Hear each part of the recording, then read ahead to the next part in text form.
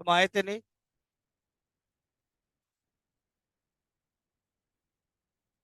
अपने आप ही हो गया। ये देख, पागल लड़की।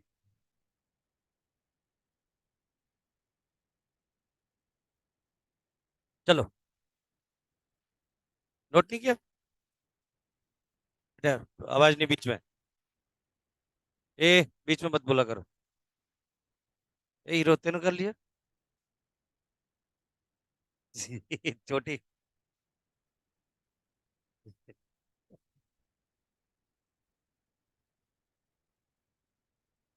हम्म। सही बोल रहा है।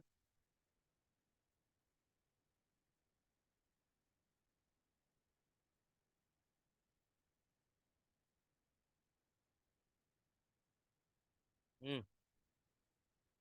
अब हवाएं उड़ रही हैं।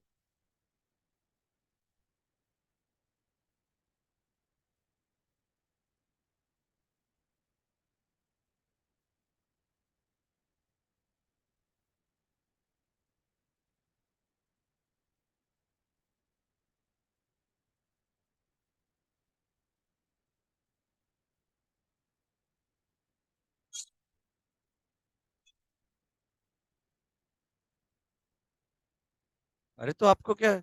अभी करने दो। हो गया बेटा। अब बगल से कर लेना। आइसो बार।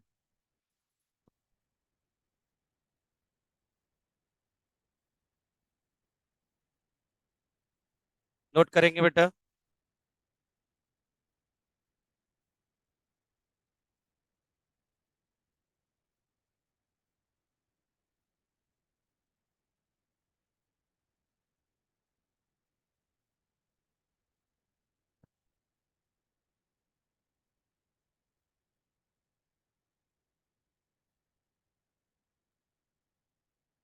याद याद है इसको। ऐसे एलिमेंट बेटा जिसमें atomic mass atomic mass same हो। बेटा एटॉमिक मास सेम हो, but atomic number have different.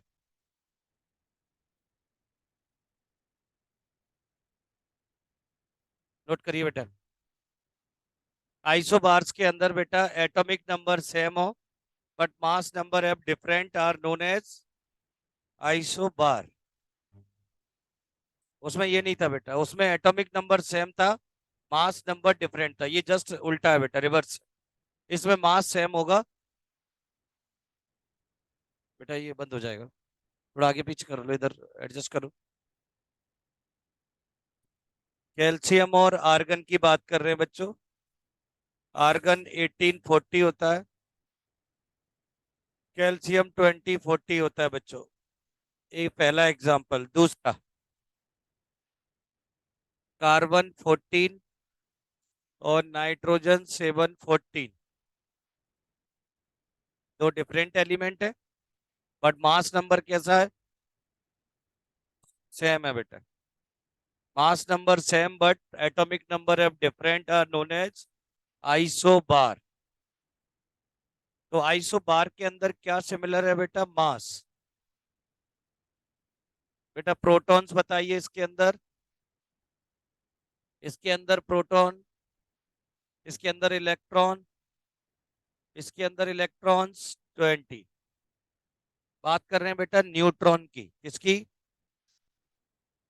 Neutrons. तो क्या करता रहता है?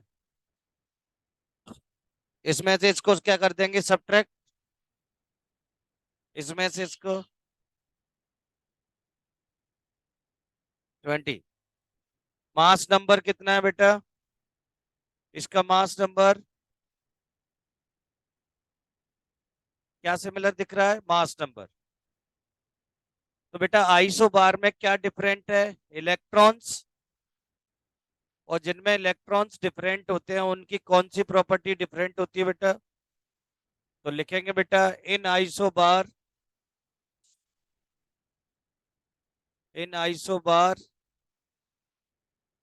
Chemical property, in isobar chemical property of elements have different. जब इलेक्ट्रॉन्स डिफरेंट होंगे तो केमिकल प्रॉपर्टी, मास सेम है बेटा। In isobar mass number same, that means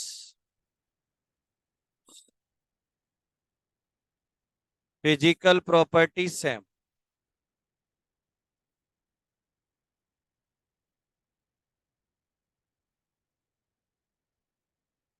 definition इतनी ही है बेटा ये वाली, ये एग्जांपल है। लेकिन प्रॉपर्टी में कैरेक्टरिस्टिक में बेटा पूछ लिया जाता है, तो ये बेटा कुछ पॉइंट हैं जो आपको याद रखने हैं। आराम से नोट करिए।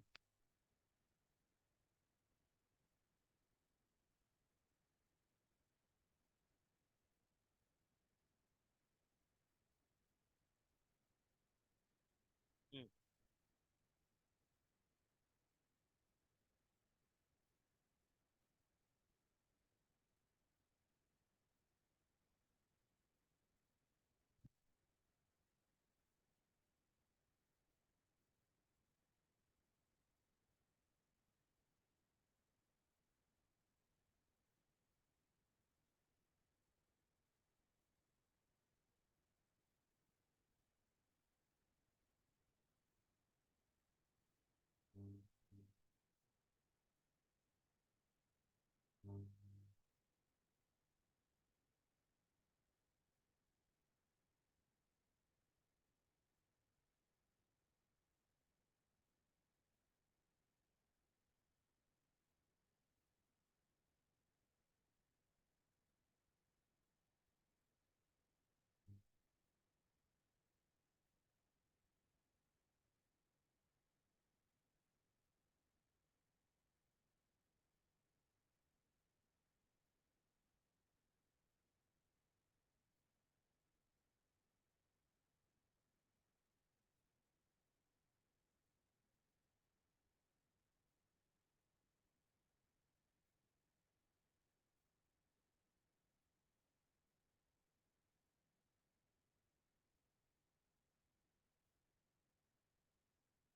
अगली हेडिंग बनाएंगे।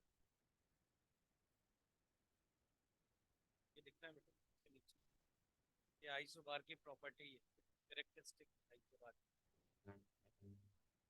आइसो इलेक्ट्रॉनिक, आपकी बुक में तो ये दोनों है बेटा, आइसो टॉप आइसो बार। नहीं है पर नोट करा रहे हैं, इंपोर्टेंट है। आइसो इलेक्ट्रॉनिक, हाँ नोट कर लो।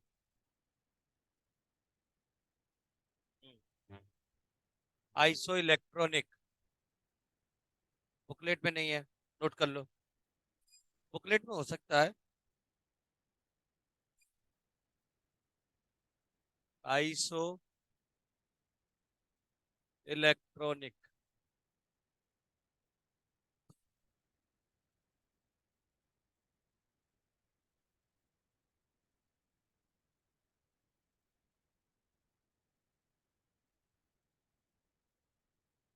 नोट करिए बेटा।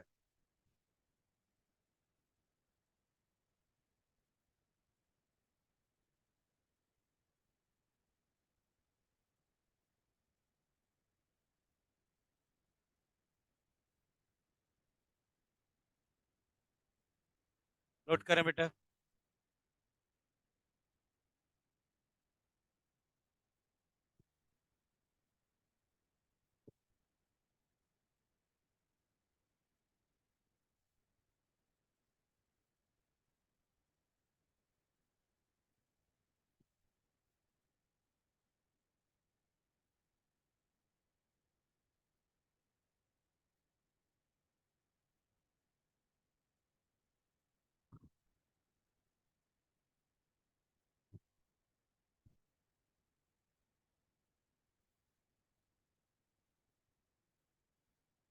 नियॉन,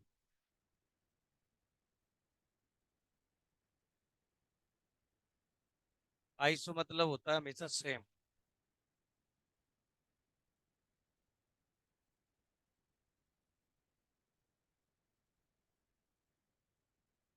चलो नोट करने से पहले देखो बेटा, समझ लो पहले बेटा, इधर देखना बेटा, इसके अंदर इधर देखो, नियॉन का एटॉमिक नंबर कितना है बेटा, तो इसके अंदर इलेक्ट्रॉन्स भी कितने होंगे, सोडियम के अंदर इलेक्ट्रॉन्स कितने हैं, एटॉमिक नंबर 11, लेकिन इसमें एक प्लस लगा है, तो प्लस का मतलब क्या होता है, एक इलेक्ट्रॉन रिमूव कर दिया है, एक प्लस का मतलब एक इलेक्ट्रॉन रिमूव किया है, तो इसके अंदर इलेक्ट्रॉन्स कितने होंगे,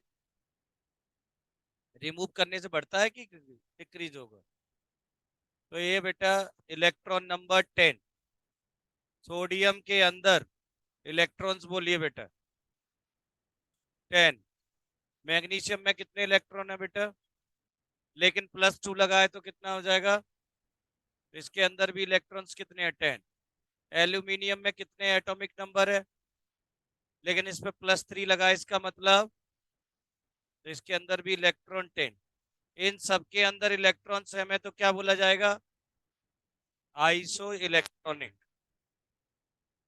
नहीं कैटायन और एनायन है ये तो। इसमें भी चेक करो बच्चों,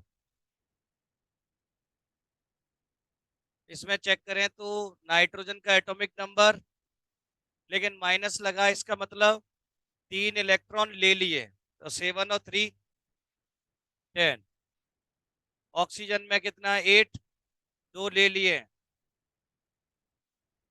क्लोरीन का 9, एक ले लिया बेटा 10, नोट करें, ये एग्जांपल बेटा इस इलेक्ट्रॉन, और बता रहे हैं अभी, ऐसा क्या है इसमें आने को, हाँ नोट करो जल्दी से,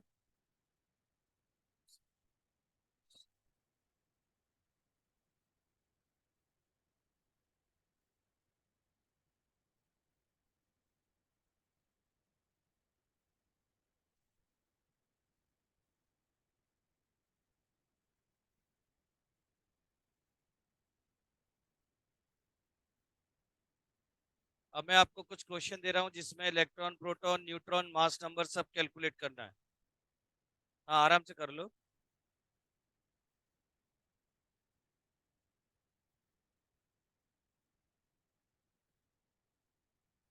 और इसके बाद केवल आपका बचेगा मॉडल्स तीनों, थॉमसन, रदरफोर्ड और नील बोर, बस 3 बचे, हाँ अभी छोटे छोटे हैं, केवल रदरफोर्ड बड़ा है,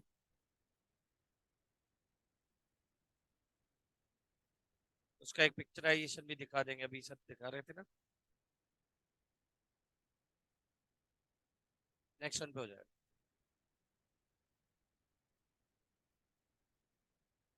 हो गया बेटा, नोट कर लिया,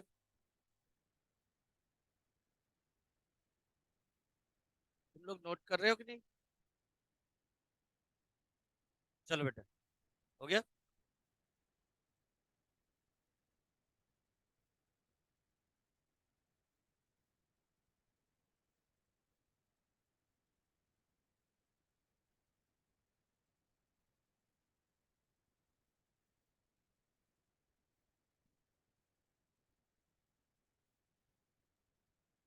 नोट करें बच्चों, एक एलिमेंट है एक्स बेटा,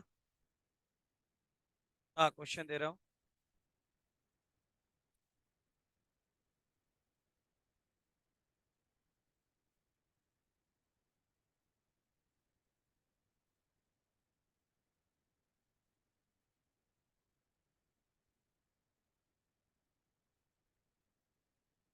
P for proton, E for electron, neutron, A for mass number, इधर हम कोई सिंबल ले रहे हैं बेटा, एक्स एलिमेंट है जिसपे चार्ज है -3, इसमें चार्ज कितना है, इसमें इलेक्ट्रॉन दिए बेटा, ध्यान से देखें इधर 18,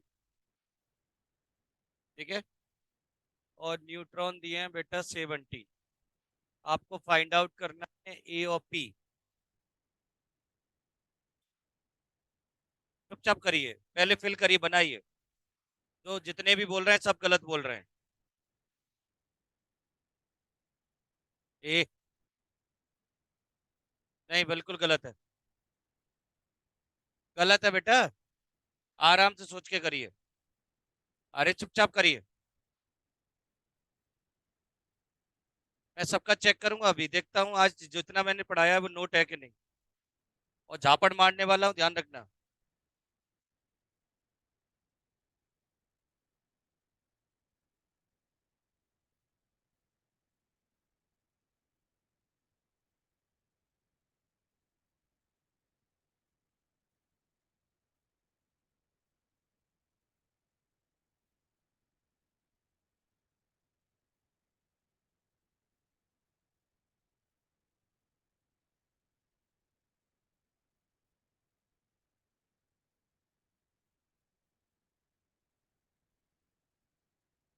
आवाज नहीं बेटा।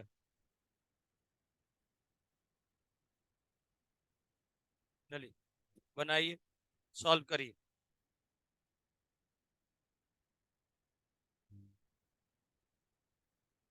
फिर नालायक, घर पे जाए क्या पड़ेगा। ये भी कहाँ किया है, कहाँ है दिखाना। एग्जाम्पल कहाँ, आइसोइलेक्ट्रॉनिक के एग्जाम्पल कहाँ। नोट कर चल, करो जल्दी सॉल्व करो, हो गया। तूने भी नोट नहीं किए।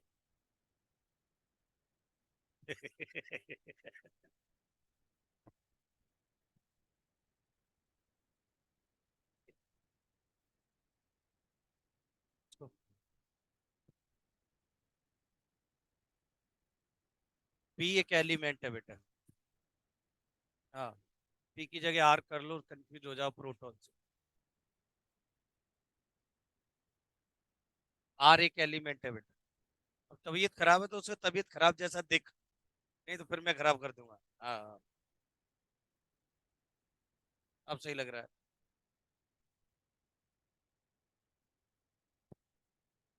ये बात नहीं है बेटा।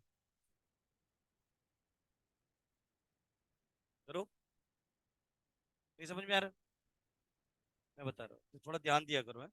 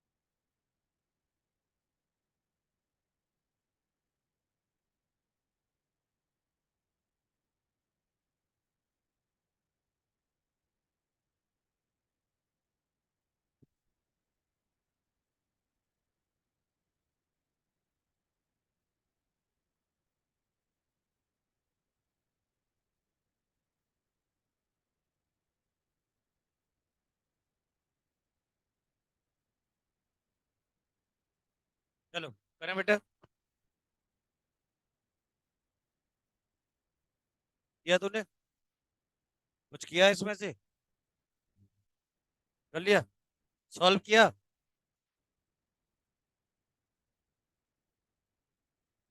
हाँ, बताओ। अब एक बार सुन लीजिए बेटा, नोट करो पहले जल्दी से।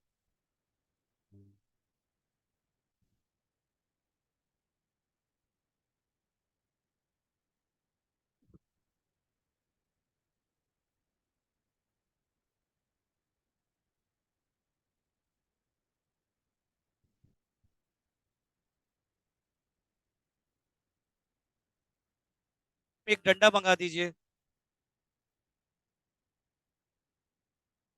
मैम डंडा मंगा दो। ठीक है। अब सुनिए बच्चों, सब लिखना बंद करें। 5 मिनट में मैं पूरा रिवाइज करा रहा हूँ, टेबल मैं सॉल्व करा रहा हूँ, इसके बाद एक और टेबल दे रहा हूँ, अगर सही नहीं हुई सुताइए। और बिल्कुल 5 मिनट तक सुन लीजिए क्लियर। किसी भी एलिमेंट, लिखना बंद करें, किसी भी एलिमेंट के अंदर जितने प्रोटॉन होते हैं उतने ही इलेक्ट्रॉन होते हैं, जब उस एलिमेंट पर कोई भी ना तो पॉजिटिव है ना नेगेटिव है। बीच में नहीं बोलेगा कोई भी। अगर किसी एलिमेंट पर प्लस लिखा है तो प्लस का मतलब है lose the electron, donate the electron. जितना प्लस है बेटा उतने इलेक्ट्रॉन कम हो जाएंगे, बट प्रोटॉन पे कोई इफेक्ट नहीं पड़ेगा। अगर किसी पे माइनस है तो उतने इलेक्ट्रॉन गेन हो जाएंगे, एक्सेप्ट हो जाएंगे, ऐड करना होगा, क्योंकि नंबर ऑफ प्रोटॉन और इलेक्ट्रॉन बराबर होते हैं। लेकिन प्लस माइनस आने से इलेक्ट्रॉन बदल सकता है, लेकिन प्रोटॉन कभी भी बदलेगा नहीं। अब बात आती है मास नंबर की। मास नंबर इक्वल टू होता है प्रोटॉन प्लस न्यूट्रॉन। अगर आपको मास नंबर निकालना है तो प्रोटॉन दिया होगा और न्यूट्रॉन दिया होगा बेटा, दोनों को सम कर देंगे। और अगर किसी में मास नंबर दिया है, न्यूट्रॉन निकालना है, तो मास नंबर में से प्रोटॉन सब्ट्रैक्ट कर देंगे। अब एक एक करके देखेंगे बेटा। ये एलिमेंट है, इधर देखे सभी, इस एलिमेंट पे माइनस लिखा है, यानी कि इसमें बेटा इलेक्ट्रॉन 3 ज्यादा है, एक्स्ट्रा है, क्योंकि माइनस है। अब इसमें पहले चेक करते हैं कितना क्या दिया है। इलेक्ट्रॉन दिए, इलेक्ट्रॉन प्रोटॉन से कितने ज्यादा हैं, तो 3 ज्यादा होने के बाद इलेक्ट्रॉन्स कितने हैं, 18, यानी कि प्रोटॉन कितने होंगे, 15। कितने, तो इसका पहले का हो गया बेटा 15। अब क्या दिया है आपको, इधर देके नोट ना करें अभी। ये न्यूट्रॉन दिए हैं और प्रोटॉन, इन दोनों को सम कर देंगे तो क्या आ जाएगा, तो 17 और 15, तो ये आ गया बेटा 32। ठीक है, किसी को डाउट? दूसरा, इस पे कितना लिखा है, +2, लेकिन हमको क्या दिया है, तो बेटा प्रोटॉन तो सेम होते हैं, चाहे प्लस लगा हो चाहे माइनस। लेकिन अब इसके पास इलेक्ट्रॉन कितने होने चाहिए, 10, क्योंकि 12 है, +2 लगा है, तो कितने बचे, समझ में आया? अब बेटा क्या दिया है, मास नंबर कितना है, न्यूट्रॉन निकालना है, तो क्या सब्ट्रैक्ट करना पड़ेगा, प्रोटॉन नंबर। कितना आ जाएगा, क्लियर है? क्या गिवन है, कब, जब इसमें कितना है, यानी 3 निकल चुके होंगे, तो टोटल कितने होंगे इसके पास, और वो 18 क्या है, प्रोटॉन नंबर। इस 31 बेटा मैं इसके बाद पूछूंगा, ध्यान रखना, स्ट्रिक्टली बोल रहा हूँ, चौकाई भी करूंगा, इसलिए डंडा मंगाया है। बता इसमें न्यूट्रॉन कितने होंगे, सोच समझ के जवाब दे, पिट जाएगा इसमें। आराम से देख के बोल, फिर दोबारा से, अभी रुक जा। कितने हो जाएंगे, क्योंकि किसमें से किसको सब्ट्रैक्ट करेंगे, इसमें से इसको सब्ट्रैक्ट करेंगे। तो इलेक्ट्रॉन्स कितने दिए हैं, क्या प्लस माइनस है, तो उतने ही इलेक्ट्रॉन होंगे, 14 + 20। किसी को डाउट, पूछ लीजिए बेटा, आराम से नोट कर लो, पूछ लीजिए। हाँ, जब भी मास नंबर में से प्रोटॉन को सब्ट्रैक्ट करेंगे तो आएगा प्रोटॉन नंबर। नहीं, इलेक्ट्रॉन तो चेंजेबल है, प्रोटॉन कभी भी चेंजेबल नहीं होता बेटा। हम्म,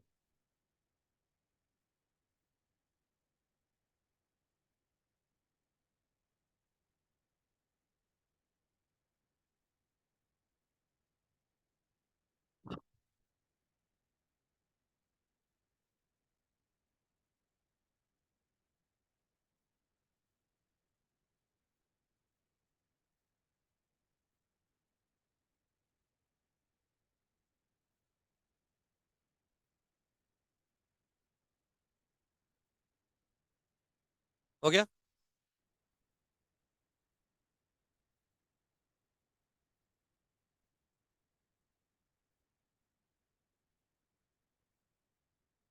किसी को डाउट तो नहीं है, पूछ लीजिए बेटा। हम एक एक से पूछने वाला हूँ, ध्यान रखना। मैं दोबारा रिपीट कर रहा हूँ। एटॉमिक नंबर प्रोटॉन नंबर को कहते हैं बेटा। अगर किसी पे प्लस माइनस नहीं है तो वही प्रोटॉन नंबर इलेक्ट्रॉन नंबर के बराबर है। अगर किसी में प्लस लगा है तो उतने इलेक्ट्रॉन डोनेट कर देंगे, माइनस किसी में माइनस लगा है बेटा तो ऐड कर देंगे। न्यूट्रॉन निकालने के लिए मास नंबर में से प्रोटॉन नंबर सब्ट्रैक्ट करेंगे।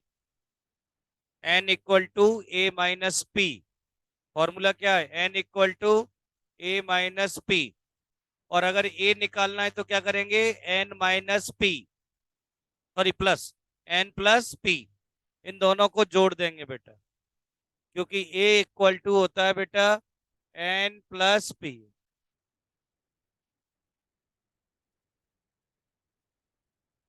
चलिए, कर लिया बेटा? हटा दूं? इरेजर पे क्या लिख रही? कॉपी पे लिख रही है, इरेजर पे लिख रही है? 1 मिनट और सर, इरेजर पे लिख रही है। चलो, पहला क्वेश्चन नोट करें। एलिमेंट है सिलिकॉन। इस पर लिखा है बेटा 40, वो +4।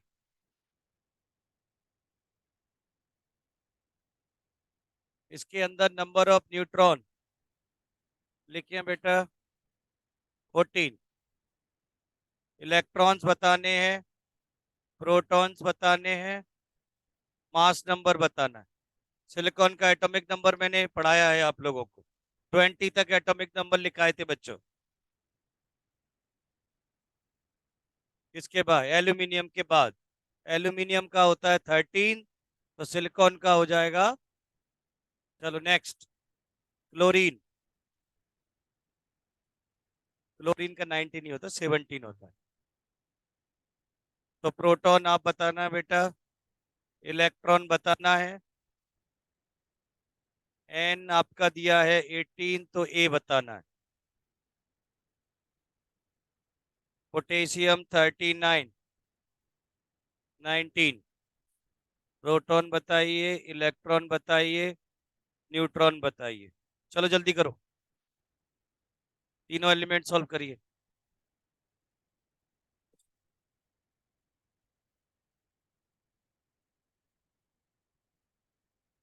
ये दिया तो फाइंड इस सब लगे।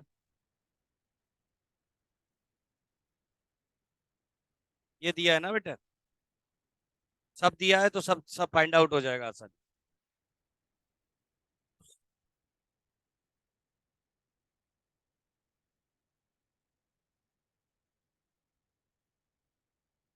कौन सा वाला ये पोटेशियम एलिमेंट है जिसका एटॉमिक नंबर दिया है 19, मास नंबर दिया है 39। आपको निकालना है प्रोटॉन, इलेक्ट्रॉन, न्यूट्रॉन। डन।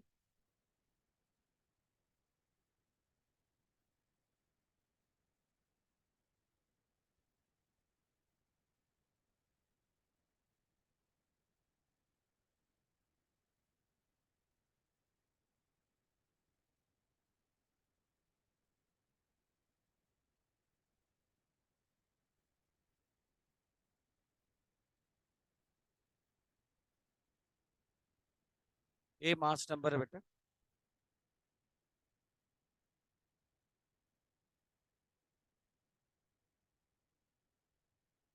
हो गया?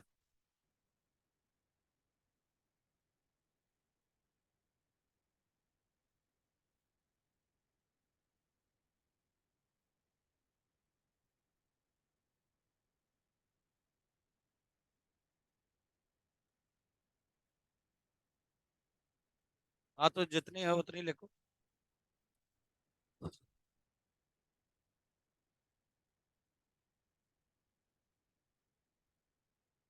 चेक करें।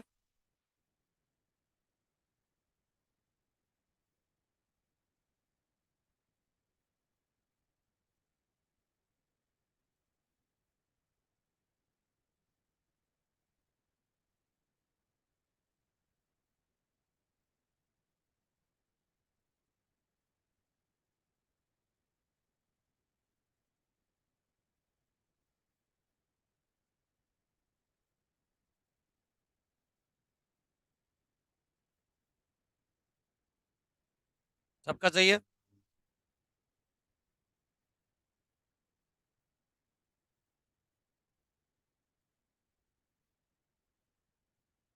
सही है।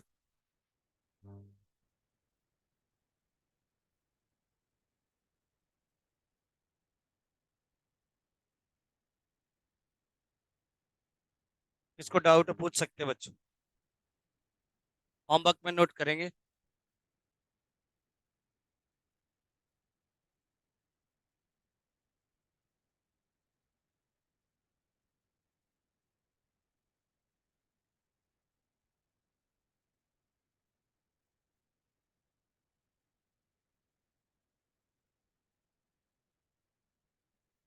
विथ डायग्राम, तीनों मॉडल्स बेटा नोट करके लाने हैं, with diagram. Thompson model, Rutherford model और नील बोर मॉडल। हाँ, एनसीईआरटी पहले रीड करेंगे, बुकलेट में भी दिया है, आप अपने मन से पहले करके लाएंगे। नेक्स्ट रन पे ये मॉडल मैं कराऊंगा बेटा। ठीक है।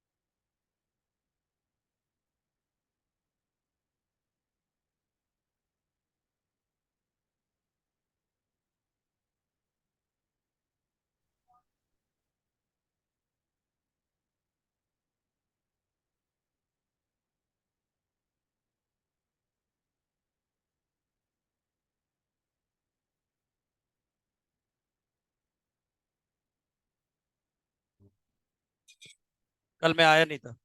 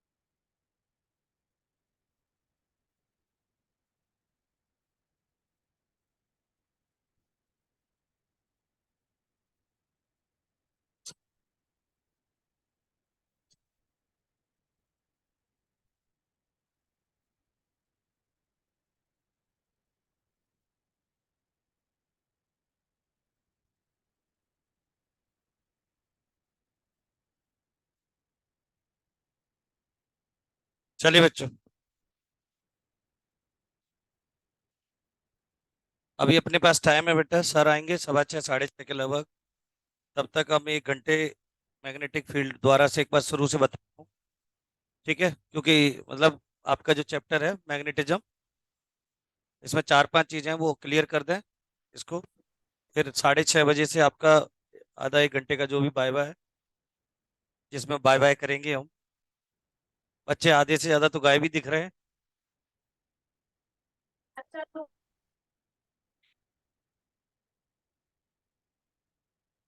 बाय बाय का काम क्या है? नहीं होगा। ये कब बताया? कहाँ थे तुम भाई? 1 हफ्ते से चल रहा है ये तो। आप आए नहीं होंगे बेटा। 1 महीने, 7 दिन से ज्यादा हो गए।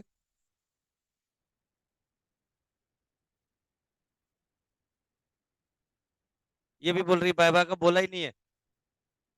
नहीं, बेवकूफ बना रहे हो। अच्छा बच्चों, ये बताओ किस किस को पता है बाय बाय का बोला गया था? देखो, वो हमारी जिम्मेदारी नहीं है। चला है। अब उससे कुछ नहीं हो सकता।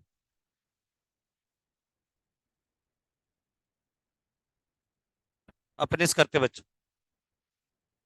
आवाज नहीं बिल्कुल भी।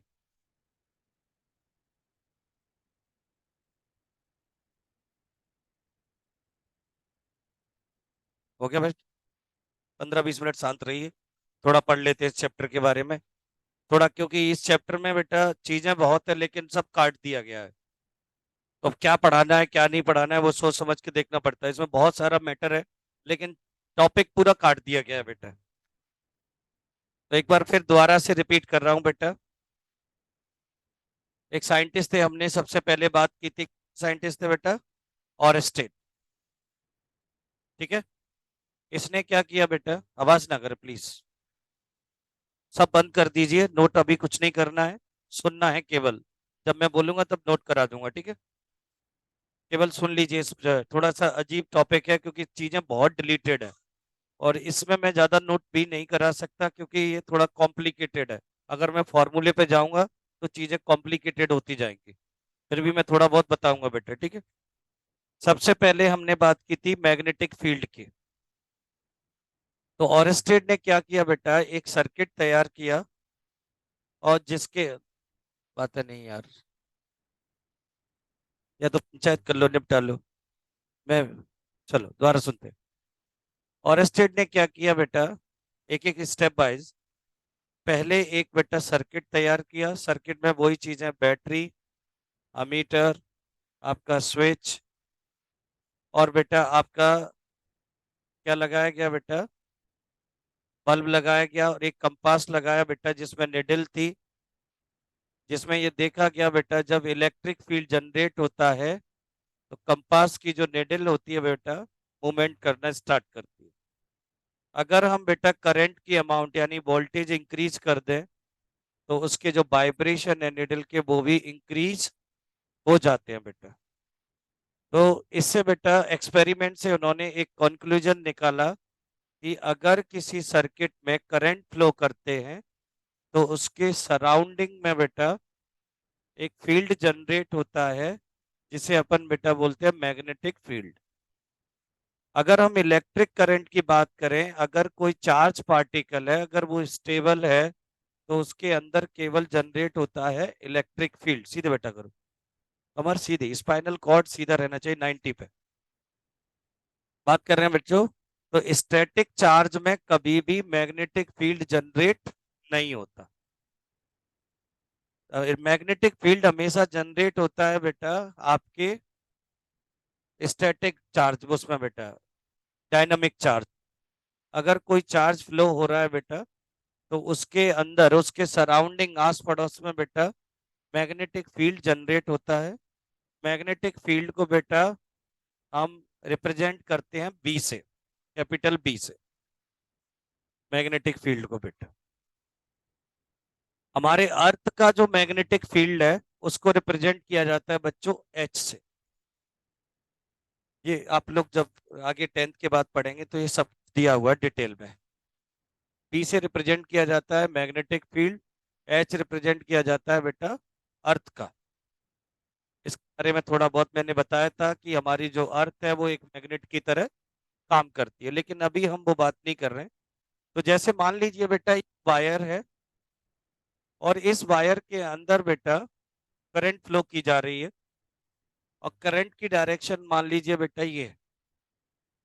तो अगर इसके अंदर बेटा करंट फ्लो हो रही है तो इसके सराउंडिंग में बेटा क्या होगा, मैग्नेटिक फील्ड। और जिस पॉइंट तक बेटा इस मैग्नेटिक फील्ड को फील किया जाएगा बेटा, मतलब जिस पॉइंट तक इसका मतलब अट्रैक्शन होगा बेटा, वहां तक इसका बेटा मैग्नेटिक फील्ड बोला जाएगा। जैसे ये पॉइंट इसके अट्रैक्ट में है बेटा तो ये मैग्नेटिक फील्ड है, लेकिन यहाँ पर ये पॉइंट पर कोई भी फोर्स अप्लाई नहीं हो रहा है तो यहाँ मैग्नेटिक फील्ड जीरो है। तो अभी हमारे सिलेबस में जो है बेटा, एक तो है कि अगर करंट कैरिंग वायर है, इसमें करंट ऊपर की तरफ फ्लो हो रही है तो मैग्नेटिक फील्ड की डायरेक्शन क्या होगी बेटा। पहला तो ये टॉपिक है आपके में जिसमें आप राइट रूल पढ़ते हैं और मैक्सवेल का स्क्रू रूल पढ़ेंगे। तो जैसे आपके बेटा अभी हम बताएंगे डिटेल में कि अगर आपका थंब करंट की डायरेक्शन को रिप्रेजेंट करे, करंट की, ये वायर है बेटा तो वायर के अंदर करंट ऊपर की तरफ जा रही है, तो आपके बेटा जो मैग्नेटिक फील्ड ऑफ लाइंस है, अब ये मैग्नेटिक फील्ड ऑफ लाइंस क्या होता है, इंटेंसिटी ऑफ मैग्नेटिक फील्ड क्या होता है वो अभी बताने वाले। तो आपके में बेटा एक तो राइट हैंड थंब रूल है। तो थंब के अगर हम बेटा वायर को थंब के पर्पस पैरेलल रखते हैं और करंट अलोंग द एक्सिस जाता है थंब के, तो जो आपके ये जो फिंगर्स है बेटा जिस साइड में कर्व फॉर्म में जाएंगे बेटा वही मैग्नेटिक फील्ड की डायरेक्शन होगी। जैसे अपन ने इसको, ये आपका ये जा रहा है बेटा, तो आपने जैसे ही इसको कर्व किया तो मैग्नेटिक फील्ड जो होगा बेटा इसके कर्व में होगा बेटा। अब वो क्लॉकवाइज है कि एंटी क्लॉकवाइज आपको देखना होगा अभी उसमें क्या बन रहा है वो किसकी। जैसे बेटा नीचे की तरफ करंट जा रहा है तो मैग्नेटिक फील्ड की डायरेक्शन किस साइड में होगी, अपोजिट डायरेक्शन। यानी कि ये देखा गया, ऑरस्टेड ने ही ये देख एक्सपेरिमेंट किया था कि अगर हम बैटरी से क्लॉकवाइज लाइट फ्लो कर रहे हैं तो निडल डायरेक्शन अलग है, बैटरी के टर्मिनल चेंज कर दें तो उसकी जो निडल है वो उसकी भी डायरेक्शन चेंज हो जाती है बेटा। तो इसने ऑरस्टेड ने ये एक्सपेरिमेंट किया बेटा कि अगर किसी करंट कॉरिंग वायर में यानी कंडक्टर में करंट फ्लो की जाती है तो उसके सराउंडिंग में बेटा दो फील्ड जनरेट होते हैं, एक तो इलेक्ट्रिक फील्ड है ही बेटा और दूसरा होता है मैग्नेटिक फील्ड। जिसमें बेटा मैग्नेटिक फील्ड के बारे में हमने आपको उसकी यूनिट बताई थी सीजीएस में और एमकेएस में। सीजीएस में शायद गॉस बताया था और मैक्सवेल अपॉन सेंटीमीटर स्क्वायर, और इसी को एमकेएस या एसआई में हमने दूसरा नाम दिया था टेस्ला। टेस्ला या बड़ी यूनिट होती है, मैक्सवेल पर सेंटीमीटर स्क्वायर वो छोटी यूनिट है बेटा, क्योंकि सीजीएस की बात चल रही। सर स्क्रीन ब्लर हो गई। ये मूव हो गया वो थोड़ा, 1 मिनट बेटा, इसको थोड़ा टच कर बेटा, मूव हो रहा है वो। अब थोड़ा सा बात करते हैं बच्चों इंटेंसिटी ऑफ मैग्नेटिक फील्ड। पहले इसके लिए मैग्नेट को समझना होगा। मैग्नेट के अंदर बेटा 2 पोल्स होते हैं। पोल्स क्या होते हैं? पोल्स बेटा वो पॉइंट होते हैं जहां पर मैग्नेटिक फील्ड सबसे, इंटेंसिटी सबसे ज्यादा होती है। मैग्नेट बेटा, मैग्नेट को कभी हम कितने भी पार्ट्स करते हैं, चाहे कितना भी छोटा स्मॉलेस्ट पार्ट बना दीजिए, उसके पोल्स को कभी भी सेपरेट नहीं किया जा सकता। मैग्नेटिक फील्ड हमेशा बेटा नॉर्थ पोल से एग्जिट होती है और साउथ पोल में इंटर करती है। और अगर हम मैग्नेट के अंदर की बात करते हैं तो वो साउथ नॉर्थ डायरेक्शन में चलती है बेटा। इसीलिए मैग्नेटिक फील्ड हमेशा क्या करता है बेटा, क्लोज कर्व बनाता है। लेकिन जब आप इलेक्ट्रिसिटी पढ़ेंगे, मतलब 12th क्लास में इलेक्ट्रिक फील्ड में, तो वहां देखेंगे कि केवल इलेक्ट्रिक फील्ड ओपन कर्व बनाता है और उसकी direction sir camera positive blur से हो रहा है। नेगेटिव होती है। मैम ये जूम डिस्कनेक्ट हो गया है मैम।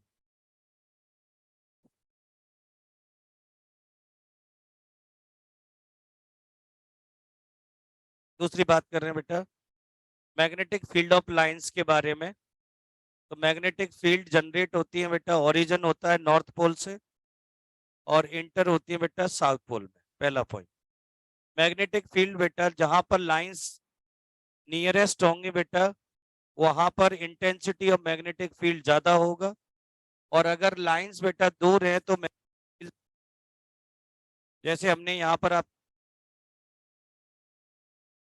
और यहाँ से बेटा ये लाइंस ओरिजिनेट हो रही है और यहाँ इंटर कर,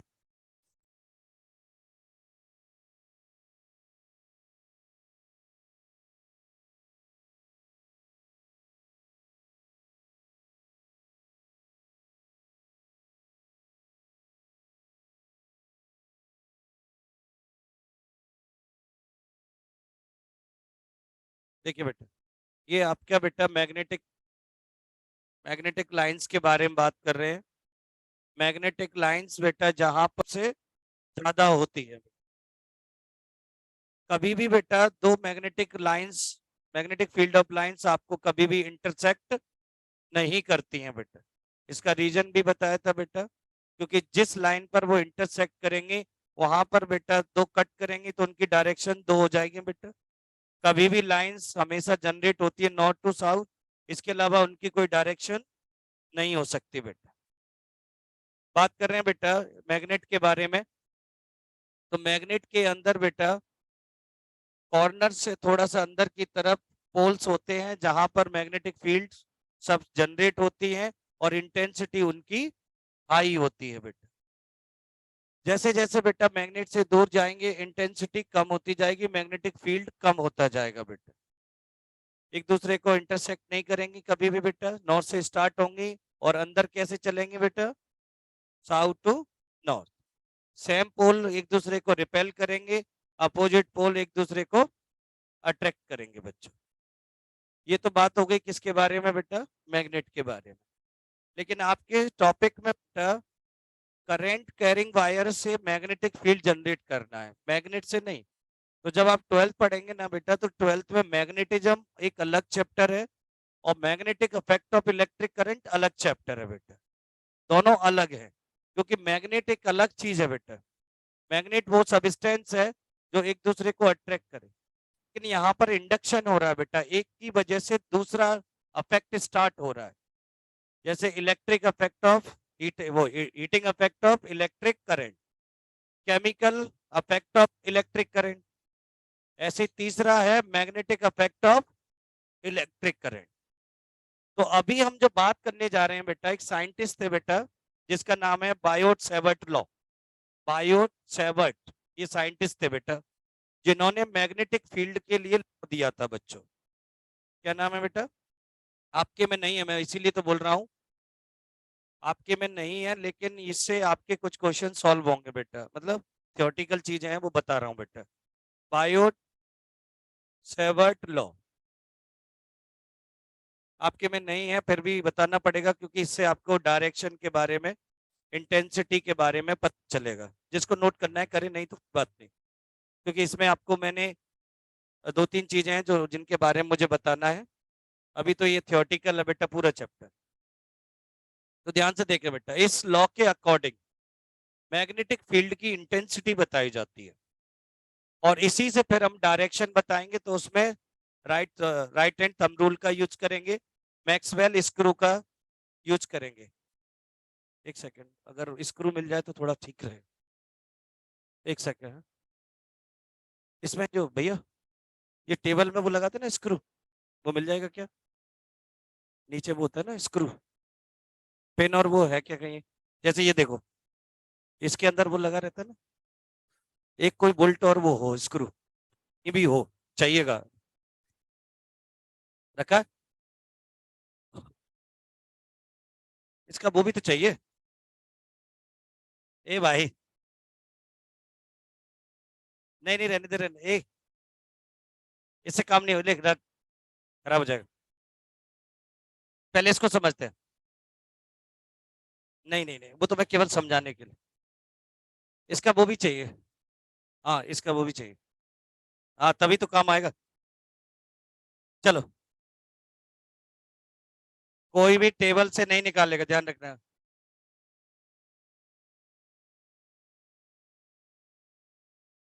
बेंच टेबल से कोई छेड़छाड़ नहीं करेगा। पता चला सभी ने निकाल दी, सब टूट गई।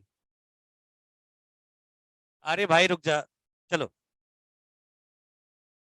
नहीं तो इसके साथ वो चाहिए मुझे, वो बताना था। अभी देखते हैं, ध्यान से सुनना बेटा।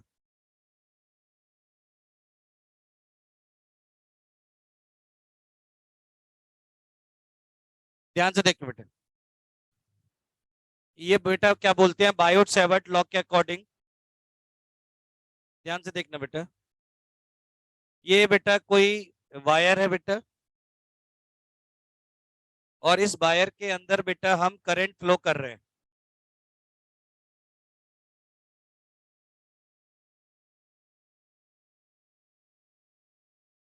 चलो इधर देखिए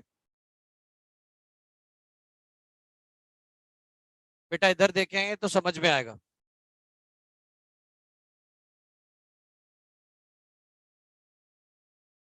ध्यान से देखें बेटा, ठीक है, काफी है, काफी है। नहीं काफी है, बस हो जाएगा, नहीं इतना ही काफी है। अभी काम करेंगे। ध्यान से देखें बेटा, जैसे ये वायर है बेटा, और इसके अंदर करंट फ्लो हो रही है, अपवर्ड या डाउनवर्ड जिधर भी है, ये एक वायर है मान लीजिए, और इसके अंदर हम करंट फ्लो कर रहे हैं। तो इसके सराउंडिंग में बेटा जो मैग्नेटिक फील्ड जनरेट होने वाला है, उसकी वैल्यू किस किस चीजों पर डिपेंड करेगी बेटा, ये सही है। ये क्या है? कुछ भी पढ़ने आए हो कि तमाशा करने आए? नहीं तो तमाशा यहाँ के करिए, मैं भी इंजॉय करूंगा। आवाज नहीं मिल रही। तो किसी वायर के सराउंडिंग में बेटा मैग्नेटिक फील्ड कितना जनरेट होगा, उसकी वैल्यू क्या होगी, इसको समझाने के लिए बेटा बायोट सेवर्ट लॉ दिया गया था, जिसके अकॉर्डिंग बेटा इस वायर में जो भी करंट फ्लो हो रही है, इसकी इंटेंसिटी जितनी ज्यादा होगी, मतलब अमाउंट ऑफ करंट जितना ज्यादा होगा, उसके सराउंडिंग मैग्नेटिक फील्ड उतना ही ज्यादा जनरेट होगा। यानी कि magnetic field is directly proportional to the flow of current in wire. मतलब पहला जो लॉ दिया गया था बेटा, इसमें बताया गया था कि directly proportional to I, that means the current flow in current carrying wire is directly proportional to the magnetic field. यानी मैग्नेटिक फील्ड की वैल्यू किस बात पर डिपेंड करती है? करंट पर। करंट जितना ज्यादा बेटा फ्लो होगा, उसके सराउंडिंग में बेटा मैग्नेटिक फील्ड उतना ही ज्यादा जनरेट होगा बेटा। दूसरा पॉइंट, जैसे बेटा ये पॉइंट है यहाँ पर, और इस मैग्नेट इलेक्ट्रिक करंट की वजह से यहां तक बेटा मैग्नेटिक फील्ड को फील किया जा रहा है। तो ये इसकी आपकी बेटा यहां तक लास्ट पॉइंट तक, यहां तक बेटा मैग्नेटिक फील्ड जनरेट हो रहा है। अब बच्चों ये है इस वायर की जो लेंथ है बेटा वो एल है। क्या है? एल। तो इसमें बताया गया बेटा वायर जितना ज्यादा लंबा होगा वो मैग्नेटिक फील्ड उतनी ज्यादा जनरेट होगा। यानी कि magnetic field generate by the current carrying wire is directly proportional to the length of wire. The magnetic field is directly proportional to the length of wire बेटा। यानी कि करंट पे directly proportional है और दूसरा लेंथ ऑफ वायर पे directly proportional है बच्चों। क्या बुक में नहीं है? यही तो दिक्कत है। और टॉपिक ऐसा थोड़ा लेंदी है, समझाना बहुत जरूरी है। अब समझाने को तो केवल लॉ लॉ में बता दूं, आपके ये 2-3 दिए हैं, लेकिन इससे थोड़ा मजा नहीं आएगा, आपको चीजें समझ में नहीं आएंगी, फिर रटना हो जाएगा, इसलिए मैं बता रहा हूँ। क्या? हाँ, बता रहा हूँ। जैसे बेटा यहाँ करंट फ्लो हो रही है और मैं इस पॉइंट पर बेटा, ये आवाज ना करे, मैं इस पॉइंट पर या इस पॉइंट पर मैग्नेटिक फील्ड देखना चाहता हूं बेटा। तो किसी भी पॉइंट पर बेटा मैग्नेटिक फील्ड, ये मान लीजिए डिस्टेंस आर है बेटा, तो मैग्नेटिक फील्ड जो करंट कैरिंग वायर से बेटा मान लीजिए आर डिस्टेंस पर है, तो मैग्नेटिक फील्ड डायरेक्टली प्रोपोर्शनल होगा बेटा 1/r²। यानी कि डिस्टेंस के स्क्वायर के यूनिवर्सली प्रोपोर्शनल होता है बेटा। कैसा होगा? इनवर्सली प्रोपोर्शनल होगा बेटा। तो normally B directly proportional I, B directly proportional L और B directly proportional 1/r²। R बेटा वह पॉइंट है जहां पर आप मैग्नेटिक फील्ड फील कर रहे हो बेटा। जैसे ये वायर तो यहाँ पर था, लेकिन आप यहाँ पर या इस पर आप फाइंड आउट करना चाहते हैं, तो मैग्नेटिक फील्ड कहाँ मिलेगा? पास में, नियर होगा बेटा। जितना नियर होगा, आवाज ना करें, जितना आप नियर है, जैसे ये वायर है बेटा, यहाँ पर आप फील करें और यहाँ पर, तो मैग्नेटिक फील्ड कहाँ पर ज्यादा लगेगा? नियर पॉइंट पर। तो उनकी डिस्टेंस कैसी होनी चाहिए बेटा? कम होनी चाहिए। और डिस्टेंस अगर दूर हुई, जैसे ये वायर है, अब मैं यहाँ पर मैग्नेटिक फील्ड देख रहा हूँ और फिर आप अपनी तरफ देख रहे हैं, तो जहां पर डिस्टेंस कम होगी वहां पर मैग्नेटिक फील्ड ज्यादा होगा, और जहां डिस्टेंस ज्यादा होगी, दूर होगा पॉइंट, वहां पर मैग्नेटिक फील्ड कम होगा बेटा। मैं दोबारा रिपीट कर रहा हूँ। जैसे मान लीजिए ये वायर और इस पॉइंट के बीच में एंगल बन रहा है बेटा थीटा, तो साइन थीटा सब लोग जानते हैं, परपेंडिकुलर अपॉन, नहीं क्या होता है? तो इसमें एक और पॉइंट है, हालांकि ये आपके काम की चीज नहीं है, उसमें तभी आएगा। किसी भी पॉइंट पर आप जो मैग्नेटिक फील्ड फाइंड आउट कर रहे हैं और करंट कैरिंग वायर के बीच में जो मैग्नेटिक फील्ड डायरेक्टली प्रोपोर्शनल होता है बेटा साइन थीटा के। तो ये अब ये वाला पॉइंट आपके में अभी समझ में नहीं आएगा। आप तो 3 पॉइंट याद रखें, आई, एल और आर। आई मतलब किसी वायर के अंदर जितना ज्यादा करंट फ्लो करोगे मैग्नेटिक फील्ड उतना ही ज्यादा जनरेट होगा। जितना ज्यादा लंबा वायर होगा उसके चारों तरफ उतना ही मैग्नेटिक फील्ड जनरेट होगा। आप मैग्नेटिक फील्ड नियरेस्ट देखना चाहते हैं या फार पॉइंट पर, तो मैग्नेटिक फील्ड नियरेस्ट पॉइंट पे ज्यादा होगा, फार पॉइंट पे कम होगा बेटा। ये 3 चीजें आप याद रखें। यानी कि B directly proportional I, B directly proportional L और बी डायरेक्टली प्रोपोर्शनल 1/r²। आई क्या है बेटा? करंट है। एल क्या है? लेंथ ऑफ वायर है। आर क्या है बेटा?